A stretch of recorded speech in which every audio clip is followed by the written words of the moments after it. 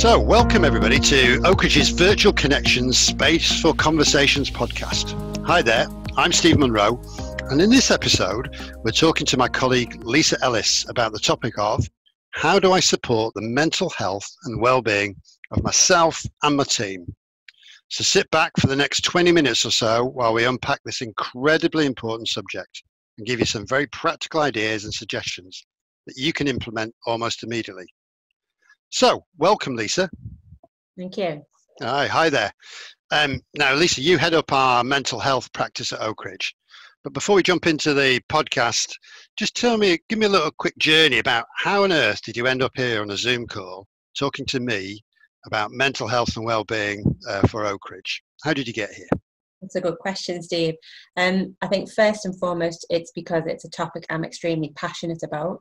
And I started working in the field of mental health awareness and the world of work around 9-10 years ago now, when I worked at ACAS. I was at ACAS for 9 years as a trainer and a senior advisor.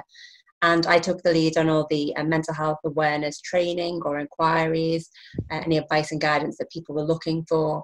And the thing that struck me is I saw a shift. So in the early years, I would probably hear people asking me questions such as, we haven't really managed this person really very well. What can we do to support them better next time?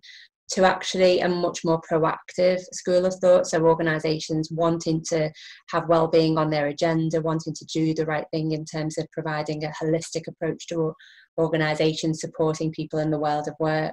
So actually when I left ACAS, I felt like I wanted to do a little bit more. And so that's when I became a mental health first aid instructor and joined Oak Ridge, and the rest is history, really. Oh, well, fantastic. I'm really glad you're with us, Lisa. So I'm curious, what made you choose Oak Ridge? Because there's any number of people you could have chosen to work with. Why choose Oak Ridge? Well, apart from being able to work with you, Steve, it was also because I had such a warm welcome from very early conversations with anybody inside Oak Ridge at all. I could tell that it was a company that made a difference, and there was a lot of practical expertise wanting to make changes with organisations, and that really fitted in with my agenda. So yeah, there was no question in my mind, to be honest. Yeah, that's great, and it's a similar reason for me as well. Because the thing that gets me out of bed in the morning is, can I help a leader or a manager be 1%, 2%, 5% more effective? Because if I can do that, that makes their day better. Mm-hmm. And because they're leading a team of people, that means that their days will be 5 to 10% better. If you can multiply that by 10 people in a team, every team working, that's a massive uplift, if you like, of effectiveness. And I guess what connects us both is people and performance, I guess. Yeah, absolutely. Yeah. So let's dive into the subject. And as you and I were talking about this, in thinking about this, it struck me that if I was a James Bond evil villain sat on my highland with a volcano, yeah, I couldn't construct a more perfect experiment to test the mental health and well-being of individuals, teams, organizations, the nation, the world, than introducing COVID-19 into the world. Does that make sense? Absolutely. Yeah. So, if you think about it, we've had 3 phases of this experiment so far. First phase was that January to February time, when we're all sat watching the news. Oh yeah, 50 cases, seems to be something happening in Italy and China, not much to do with me. Then to sort of take a quote on, everything is okay until it's not.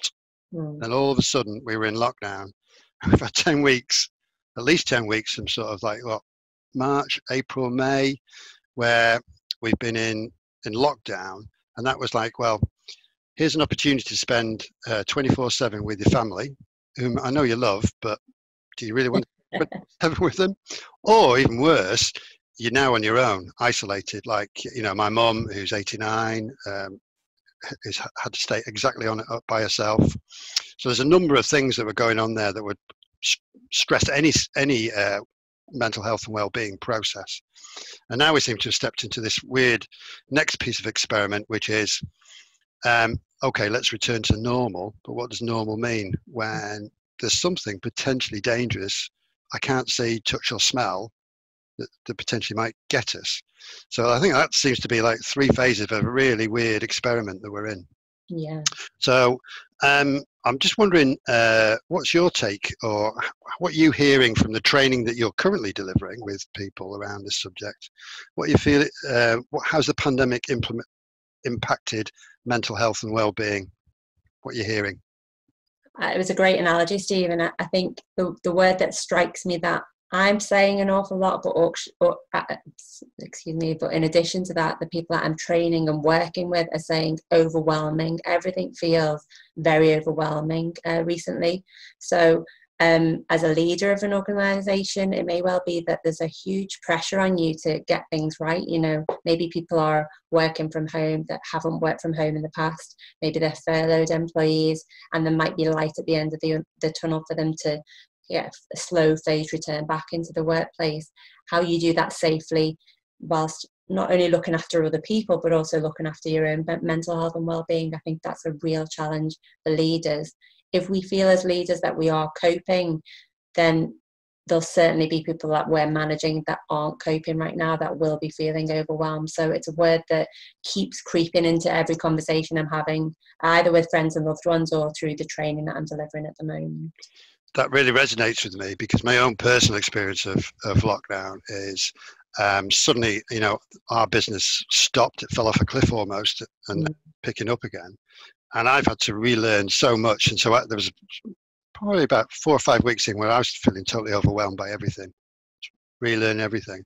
And I'm guessing when a leader, you know, is currently working with their team or bringing back their team into some kind of normality, if they've got 10 people in a team, that's 10 individual experiences of what lockdown is meaning and what I'm thinking about or might be concerned about, I guess. Absolutely. It's just something that is unprecedented, really, isn't it? Over the last few years, we would never expect it to be in this situation. And people are, I guess you're hearing a lot of wonderful stories of people coming up with new ideas and trying things that maybe we never would, that, you know, will have positive impacts on businesses in the future. But also you're hearing people who are working from home that have never done so before. And maybe it might be a perceived pressure rather than a real pressure, but they're sitting at the desks from morning through till late in the evening, arguably working longer hours than they should be, because there's maybe a pressure on themselves. I've got to prove that I'm doing as much as I would do in the office. And that takes us back to the whole question around work-life balance, is that, you know, we're given holidays and rest periods in legislation to make sure that we have that time out to rest and recuperate, and that all feeds into the mental health and well-being agenda. Yeah, absolutely. So I think that probably takes us on to a couple of things there, Lisa, is that if we're going to manage this current state, because it's a reality, a leader, there's 2 parts to our question, which is how do I support the mental health and well-being of myself and my team? So it probably starts with breaking that into what do I need to do as a leader, but also what strategies, practical strategies can I take with my team? But just before that, is there a difference in your mind between mental health and well-being? Because we talk about the 2 things together. What's the difference in your mind? I think mental health is a term that's often used by people, and when they think about mental health, they'll often think about mental ill health, where that's not necessarily the correct way to look at it. Mental health is a state of well-being, so we all have it. We can all have good days and bad days. It doesn't equal mental illness, and I think more and more organisations are moving to having well-being strategies rather than mental health strategies, just because that encapsulates the more positive side to well-being as well. Mental illness is a very different thing, and often we describe that as it can be from the worries and grief that we all experience on a day-to-day basis through to bleak suicidal feelings and deep depression. So it covers those terms as well. But yeah, mental health and mental well-being are terms that are used interchangeably, really. They mean the same thing, but actually don't land the same way when people hear them. Yeah, so I'm guessing we just need to be aware of that as we kind of unpack this. And as a leader, it's almost putting my head on first and thinking, what's my attitude to those things, you know, and sorting that in my head, I guess. Yeah, I think language is so important, and sometimes we'll make comments and not really think about how that might impact somebody. One of the key things that we try to do with mental health first aid is challenge the stigma associated to mental health and mental illness. I think we have come an awful long way. There's been lots of positive things done over the last few years. But in the conversations I have with managers and team members, often it crops up that people would not necessarily be confident to talk about not feeling so well from a mental health perspective at work. And that's often due to fear of, I don't want to be judged, I don't want to affect my future career progression. So I think language and the messages that leaders give out around this topic, particularly during this time, is really, really important.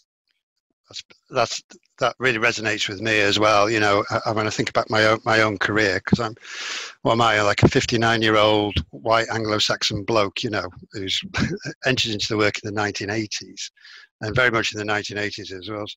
Well, you leave all that stuff at the door, Steve, you know, or just come to work and get on with it. And I think we've come a long, long way since those attitudes were at play. So let's dig a bit deeper, Lisa. So let's go to the personal side for the leader, because it's the leader and the team that we're talking about here. And I was thinking about how to get this part going. And one of the things we often talk about in the workshops that we run is that notion of put your own oxygen mask on first before you help others. And I guess me and you kind of vaguely remember getting on an aeroplane and flying somewhere sunny. I think so. Yeah, I'm not sure when we're going to do that next, but hey, you know. And that instruction when you're given the safety briefing is when the oxygen mask comes down, put it on to you first before you help others. So what advice can we give to leaders to thinking about looking after themselves so they can help their team be even more effective as we navigate our way through COVID and its aftermath? That's so important, Steve. You know, if you are leading a business, that you have to make sure that you look after your own mental health and well-being as well. We spend an awful lot of time looking after other people, but it should start with you. I find a really useful tool, something again that we use in mental health first aid, called the stress container tool. Okay. Best way I can probably describe that to you is if you imagine that you have a bucket, and everyone has a bucket, in fact, and this is our stress container bucket.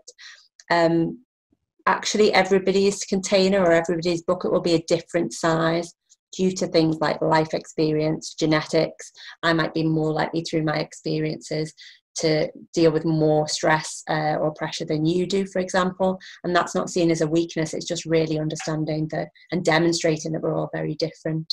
Yeah. So with the stress container tool, what would happen is all of our stresses will go in there. So I'm guessing most of us in some way, shape or form will have COVID in there, whether that's to do with us maybe personally being affected, or certainly you mentioned isolation, for example, of those around us. There'll be something in there. Or even worrying about people who you are caring for, who you can't connect with anymore in the same way. Absolutely. You might have friends, family, financial worries. You'll have a whole host of things in the stress bucket. Some things will come and go. So it might be that I've got an important exam in the morning and I've got the stress in there. And then once that's over, it's alleviated. Other things may sit there for a long period of time. So you might have somebody who's experienced trauma, maybe in their early years. If they've never had any kind of treatment or support for being able to manage their emotional attachment to that, then maybe that sits there unrecognized and you wouldn't have any idea, let's say as a colleague, maybe that was something that I'd gone through. So as more stress goes into that container, at some point it's going to be full up, and this is where it will start to overflow. So as a leader, if you can imagine that extra deadline, that new piece of news that is going to maybe be upsetting to those that we're leading in an organisation goes into the bucket. If it tips over, that's when you're not necessarily going to be in a position where you can cope very well. Now that sounds like all very much of a negative story, but there are things that we can do to help manage the stresses as a leader and as an individual. Yeah. So I was just thinking about that again from my own experience. I was thinking back to a big change project that I was involved with in just towards the start of the end of the 2010, 2011, and I didn't take enough care of myself in that process, and I ended up tired and almost at the edge of being burnt out at that particular phase.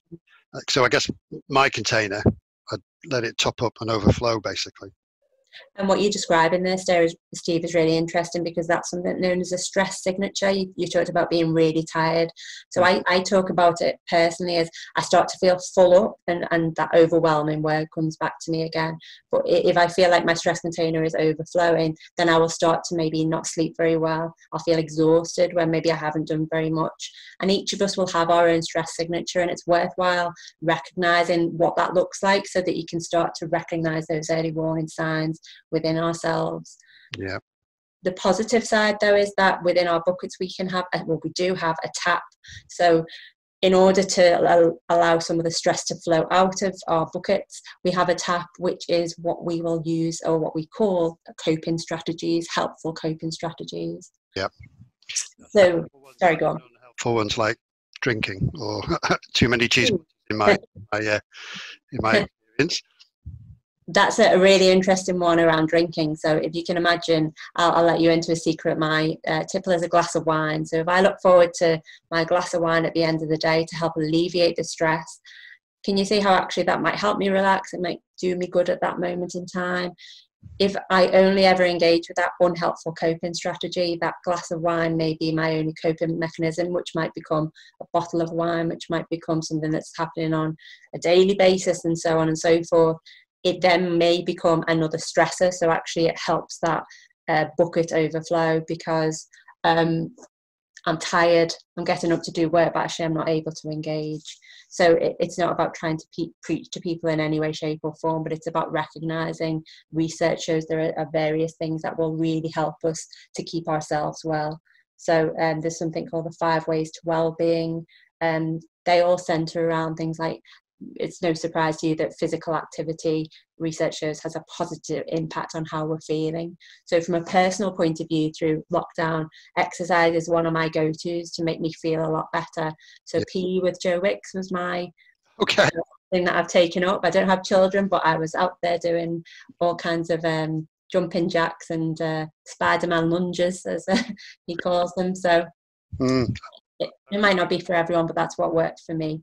Yeah, so what you're saying is that we're all individuals, and we have to recognize the signs, but then find the right coping strategies that will work for us. So I'm with you on exercise.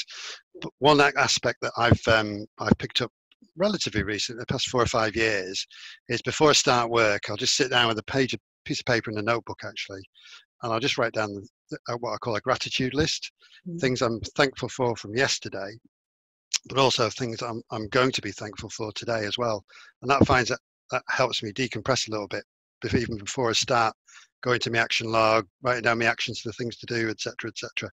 That's fantastic, Steve. And really what you're highlighting there is that we'll all have our different ways, but actually sharing that with other people. So as a leader, what works for you, but not telling people what to do, but these are the kinds of things that really help within your the different 5 ways to wellbeing that I mentioned before. And we will give people links to these resources, I know, but things like connecting with people, that ability to share, the cathartic effect of just getting something off your chest really, really will help keep our stress containers or stress buckets much more manageable. So starting with ourselves, if we do that self-care piece around even just writing our stresses down so that we can prioritize, but keeping those helpful coping strategies going to keep the stress moving, really. That's brilliant. And as you said, we'll guide people towards more information about the stress container as a tool, and the website you mentioned. So let's move our conversation on then. So we've been thinking about ourselves as leaders, but now let's turn our attention to what do I do to really help my team, navigate our way through the next phase of COVID and beyond. We don't know quite sure where it's going to end up. Hopefully sunny uplands about 2 years from now, or less than that, where we're all back to normal. But in that meantime, we've got to navigate a new way. Mm-hmm. We have. And I think for me, one of the most important things will be staff feeling valued. I mentioned earlier on that you've heard some fantastic stories about the different ways people have started working together, pulling together. And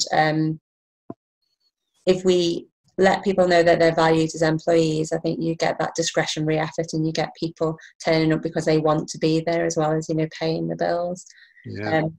And sorry, go on. I was just going to say, I think that really connects with something that I noticed with, if you think back to COVID per se, what's really struck me is, broadly speaking, I mean, pretty broadly speaking, people have been really kind and generous, throughout COVID, and reached out to people, made connections, supported each other. And I guess what we're really saying is, as we go back into the world of work, or we're currently managing our work, is taking that spirit of generosity and kindness with us as leaders. We still need people to do the work, get the work done, but we need to meet them and connect with them and find out what to do. Is that right? Yeah, I think that's absolutely right. And as people do start to return to work, I think what am I hearing from employers at the moment is that there's concerns about people fearing returning back to work. So we had the change of COVID and the different ways of working. Some people I know absolutely continue to work in their workplace, like frontline workers, key workers, for example. But for those that there's going to be another change, you might find that there's a reluctance, because maybe I'm not fearful of picking up the virus, but maybe I live with somebody who has been shielding, and the impact that might have on others. So my tip would be that we really need to open the lines of communication. And I know that's something we say no matter what training course we're delivering, Steve, but it's so important now to listen and communicate non-judgmentally. And that's actually one of the things that we emphasize in mental health first aid. But I think it's so important from a leadership point of view going forward, not just listening to those that are telling us that they're fearful, but those people that maybe haven't said anything. We want managers to be having ongoing conversations to check in, how are you doing? How often do we ask that question of each other, really, where we say, hi Lisa, how are you? Are you okay? Oh yes, I'm fine, is usually the answer. We want it to be a bit more meaningful than that. Yeah, I mean, I've worked in several organisations, and some have been what I call a good culture. So you meet everybody, you say, "Hiya, how you doing? Good," and to get out of my way. I'm on my way to a meeting. I don't really want to know if somebody stopped me and said, "Well, let me tell you," and you think, "Oh God, I'm off." I'm off. I'm turning around and getting out of there as quick as possible. Yeah, and that's really useful. So I'm just wondering, let's unpack that a bit more, because it's kind of communication, as you say, is a fat word. Mm-hmm. It means lots of different things. What can we drill down to this afternoon, or in this podcast, to one or two tips that would really help a leader and a manager do that better? I think one of the most common questions I'm asked generally, not just during COVID, but is, what can I say? What can't I say? Am I going to get myself in trouble or make the situation worse? Those questions often come from a really good place. But I think that the thing going forward is to have some kind of structure for managers who are responsible for people, to know how to start those conversations. So I know, for example, we have a resource called Take 10 Together that's available, which gives people a bit of background to, well, what are useful things to say? How should you even start the conversation? What questions can I say? In my opinion, there isn't always a perfect form of words. It's about being really authentic, genuine, and that non-judgmental listening. We do all judge each other, but putting our maybe misconceptions or preconceptions to one side and focusing on how are you really doing today, Steve? What do you need in terms of support, and working with individuals rather than having don't think it's going to be as easy as having a step-by-step approach that there's a one-size-fits-all solution. It needs to be, genuine, authentic conversations happening with line managers and individuals on a regular basis, really. Yeah, and I think it's that it's making the time, or prioritizing the time to do that well. So it doesn't necessarily mean lots of time, but it's genuinely connecting with people and having a good conversation. And just to build on what you were saying, is that really listening. A good conversation, I think, is when you do 80% of the listening, the other person does 80% of the talking. That makes sense. Absolutely. Yeah. I've had so many conversations with people whereby they'll say, "Oh, I haven't really got anything to say," or "I feel a little bit stupid." And then you just give them space. You do ask them open questions, and actually really, really genuinely show an interest in what they've got to say, an hour can pass and actually they're surprised at how much better they feel. We don't always need to come up with a solution, would probably be my other tip, is that as leaders, that's our job, isn't it, to come up with a solution. Whereas often when we're looking at mental health and well-being, I've said a few times, we're all individuals, but sometimes the solution is just giving somebody that space to have that conversation with you and feel better about it. I don't maybe need flexible work, and I just needed to tell you that, manager, and I feel much better about it now. Yeah, that's brilliant, because I think managers and leaders can get themselves into the notion of being the rescuer, if that makes sense. You know, like, I'm in charge, you told me this, I need to take that from you. And I guess it's keeping it an adult, really adult conversation, digging into what people really need, not necessarily what they want, if that makes sense. There's always a difference between what people want and need, but what they really need to be effective in this next phase as we return to work, you know, into the second half of the year, really. You know, what they absolutely need. That's great. So you said that was in a resource called Take 10 Together, which is on our website. Yes. Some information to in the notes, in the show notes, and on the website, so you can get people who are listening can get hold of that. That's been a really, really insightful conversation for me, Lisa. Thinking about the difference between mental health and well-being, or how they work together, reminding me of some basic tips about how I take care of myself, but also now when I'm going to be talking to other managers and leaders in the other work that I do, I'll be getting them to think about really listening in and really having that adult conversation. So that's been fantastic. I'm conscious of time, Lisa, because, you know, we want to keep these podcasts nice, short and pithy, and we could talk for another hour at least on this. This is really, really useful information for me. But if you're going to leave our listeners with one key thought, like sums it all up, like one last message, what would be your kind of like parting thoughts? I think, it starts with taking care of ourselves and being open-minded.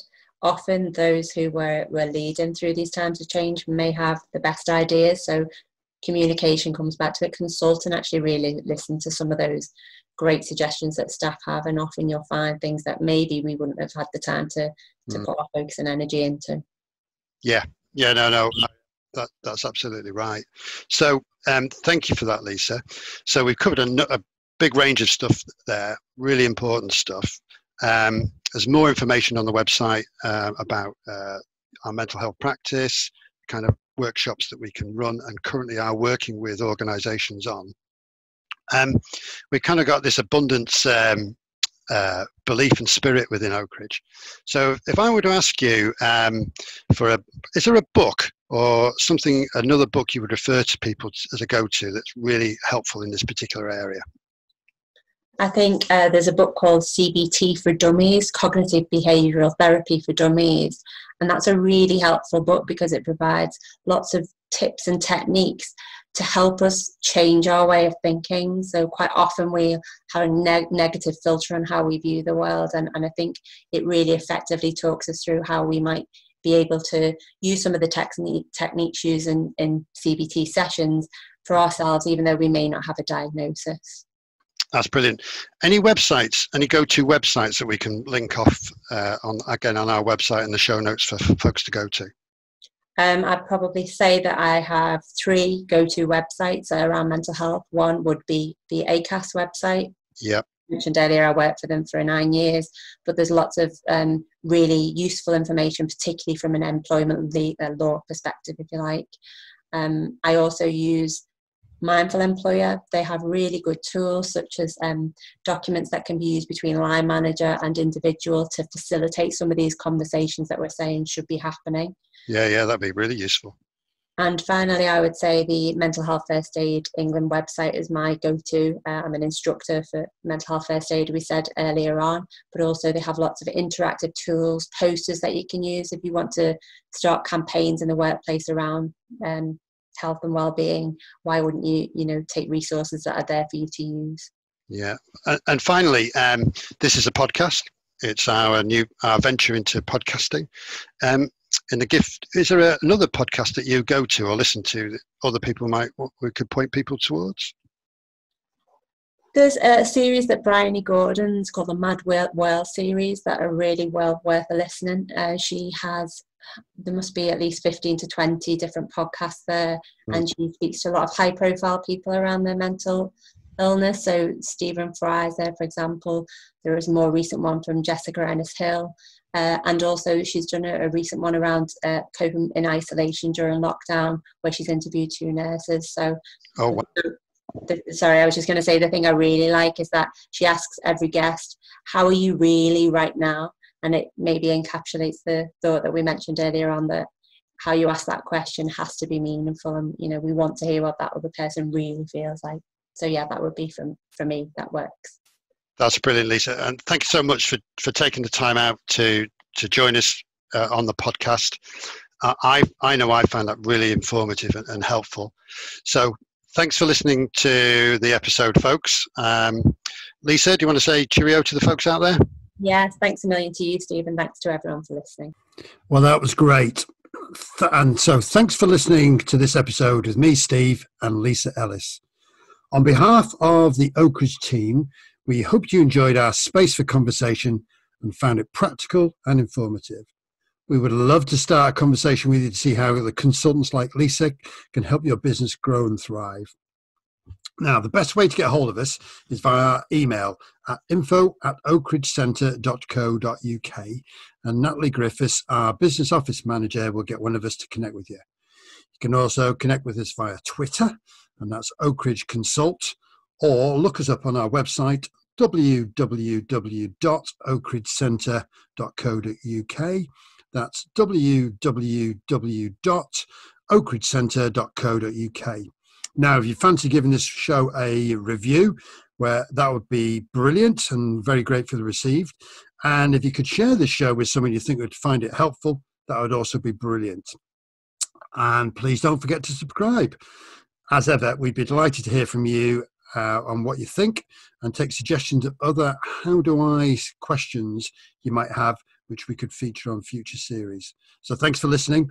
We really do appreciate it, and we do hope you will join us again next time on Virtual Connections, Space for Conversations, where I'll be talking to another of my colleagues about a topic that you've told us is so important to you in helping you and your organisation remain current and effective. So from all of us here at Oak Ridge, stay safe and take care.